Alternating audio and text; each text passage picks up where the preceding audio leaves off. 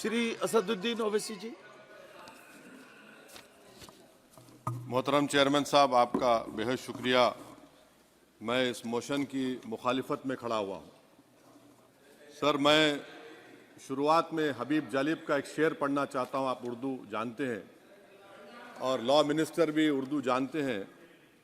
हबीब जालिब ने कहा था कि हुक्मरान हो गए कमीने लोग, खाक में मिल गए नगीने लोग, हर मुहिब वतन जलील हुआ, रात का फासला तवील हुआ, आमिरों के गीत जो गाते रहे वही नामो दाद पाते रहे, रहजनों ने रहजनी की थी, रहजनों ने रहजनी की थी, रहबरों ने भी क्या कमी की थी। सर, मैं अभी सुन रहा था हमारे शिंदे ग्रुप के शिवसेना के पार्टी लीडर अपनी तकरीर कह रहे थे। कहा कि 6 दिसंबर में जब बाबरी मस्जिद को शहीद किया जा रहा था तो उस वक्त के वजीर आज़म नरसिम्हा राव पूजा कर रहे थे। आप ही ने कहा और कहा कि मुझे डिस्टर्ब नहीं करना। तो ये बड़ा अजीब मौका है कि बीजेपी की ताईदी पार्टी ये कह रही है कि नरसिम्हा राव ने कहा कि मुझे डिस्टर्ब मत करो, मैं पूजा कर रहा हूं, और जिसने रथ यात्रा निकाला, इन दोनों को मोदी सरकार ने इस मुल्क का सबसे बड़ा सिविलियन अवार्ड दे दिया, सबसे बड़ा सिविलियन अवार्ड दे दिया। तो ये बताता है कि इंसाफ जिंदा है या जुल्म को बरकरार रखा जा रहा है।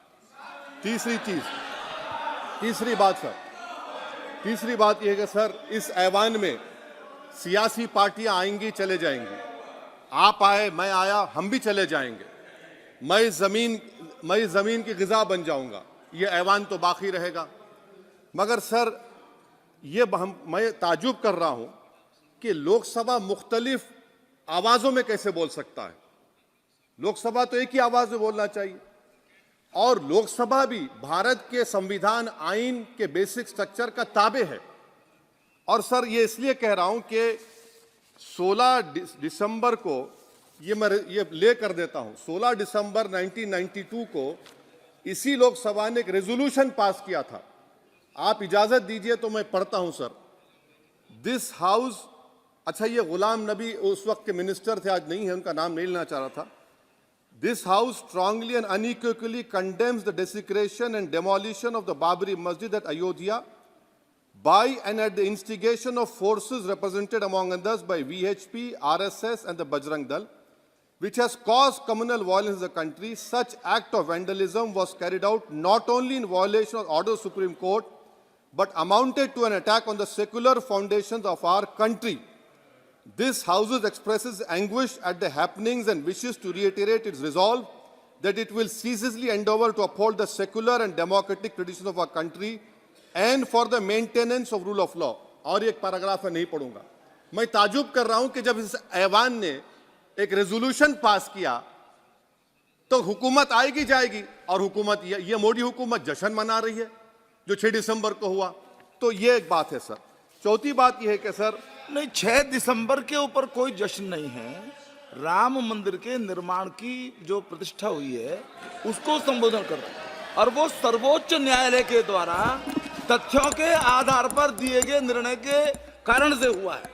सर्वोच्च न्यायालय का निर्णय है, तो तथ्यों के आधार पर निर्णय है। वो विषय आपने बोल दिया, ठीक है, ओके। परंतु जो मंदिर का निर्माण है वो नियमानुसार सर्वोच्च न्यायालय के निर्णय से तथ्यों को देख करके। एक सेकंड, आप इस्लाम के बहुत जानकार हैं, विद्वान हैं वैसे भी, अब कानून के। यदि किसी अन्य धर्म के स्थान पर मस्जिद बनाई जाए तो शायद उसको मान्य नहीं किया जाता। अभी एएसआई ने, सुप्रीम कोर्ट ने स्वीकार किया है कि वहां पर राम मंदिर था।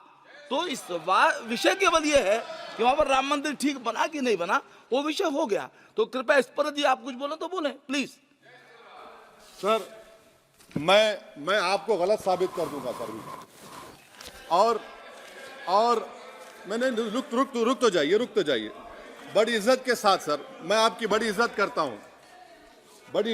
हूं सर। आपको मैं कोट कर रहा हूं सुप्रीम कोर्ट का जजमेंट, पैराग्राफ 1222 रोमन 17, उसमें लिखा गया है, the destruction of the mosque took place in breach of the order status को and the assurance given to this court, the destruction of the mosque and obliteration of Islamic structure was an egregious violation of the rule of law. Egregious का मतलब जो छोटी मोटी अंग्रेजी में आती है वो क्रिमिनल एक्ट कहा। और सर आपने कहा था कि वहां पर मंदिर को तोड़कर बनाया गया। सर मैं आपके सामने ये तमाम चीजें लेकर दूंगा, सुप्रीम कोर्ट के जजमेंट के पैराग्राफ्स हैं जिसमें सुप्रीम कोर्ट ने एएसआई की रिपोर्ट को नकारा। उन्होंने कहा कि मंदिर को तोड़कर मस्जिद नहीं बनाई गई थी। सुप्रीम कोर्ट ने कहा, ये सुप्रीम कोर्ट ने कहा। अब और मैं रख दूंगा, आप पढ़ लीजिए, आप पढ़ लीजिए। अच्छा सर मैं अपनी तकरीर पर आ जाता हूं, मैं अपनी तकरीर पर आ जाता हूं सर। तो मैं अपनी बात कर देता हूं सर।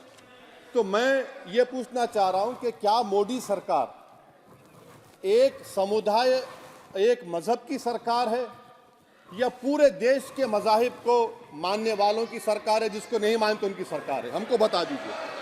क्या मोदी सरकार सिर्फ एक फिक्र और नजरिया हिंदुत्व की सरकार है? क्या इस देश का, इस गवर्नमेंट ऑफ इंडिया का कोई मजहब है? इस वतन अजीज सबके मजहब को मानता है। सर मेरा मानना है कि इस देश का कोई मजहब नहीं है।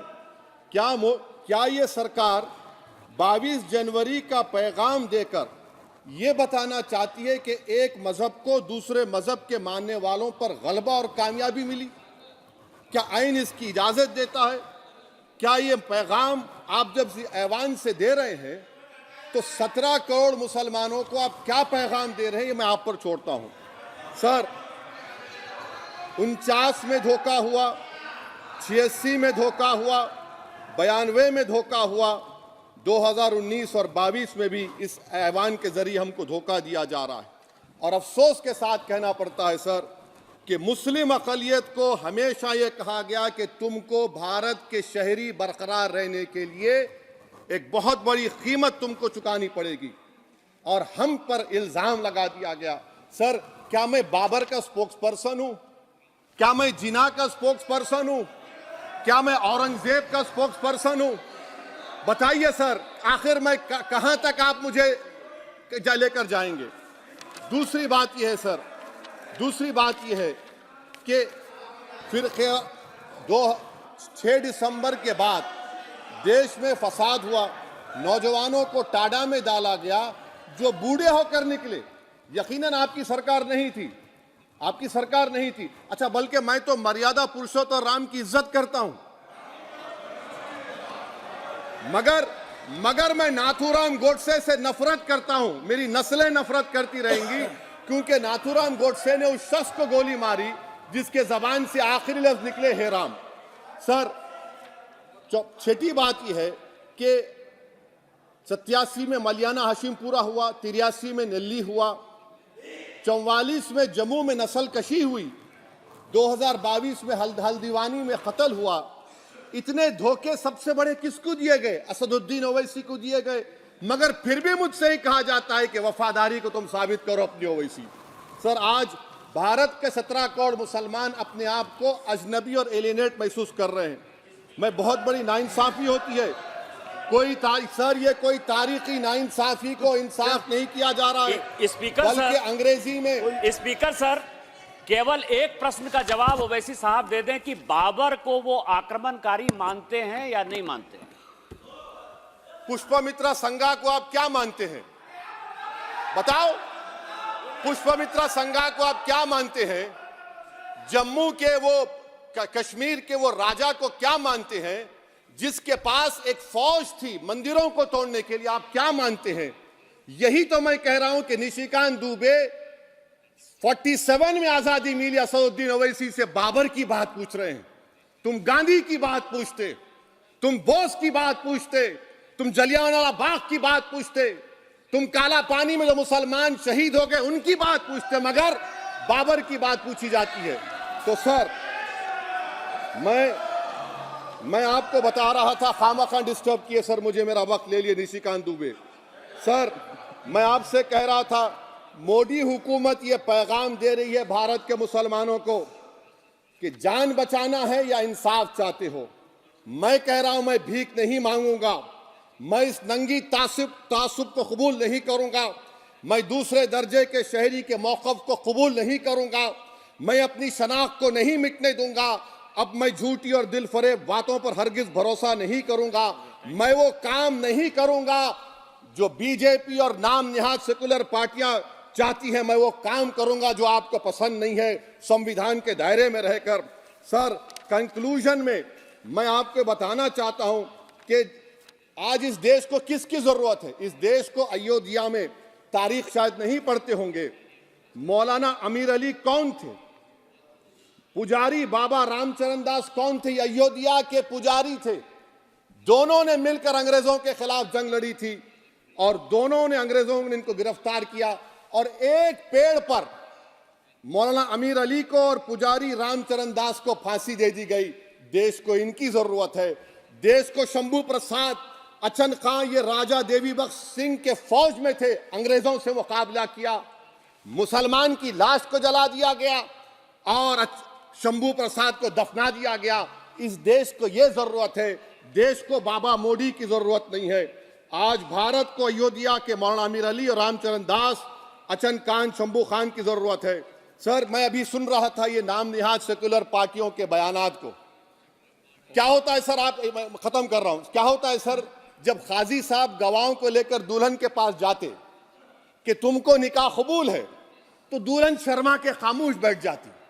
तो इनकी खामोशी रजामंदी की अलामत है। जी जी। तो सर, मैं खत्म करने से पहले ये बताना चाह रहा हूं कि जब वजीर आजम जवाब देंगे तो क्या वो भारत के 140 करोड़ जनता के लिए जवाब देंगे या फिर सिर्फ हिंदुत्व की फिक्र रखने वालों का जवाब, मैं खत्म कर जवाब देंगे।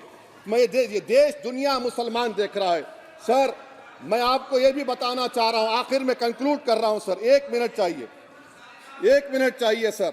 सर, मेरा मानना यह है कि आज मैं बहैसियत एक भारत के गयूर मुसलमान के, let me stand as a tall Indian Muslim and say that the light of Indian democracy today is at its dimmest today, sir. Sir, in conclusion, मेरी फिक्र में, मेरा ईमान मुझे कहता है कि जिस जगह पर मस्जिद थी, है और रहेगी, बाबरी मस्जिद है और रहेगी। बाबरी मस्जिद जिंदाबाद, जिंदाबाद, भारत जिंदाबाद, जय हिंद। सबको जोड़ने की बात की जाए वो बेहतर है। जी, श्री बीबी पाटिल जी।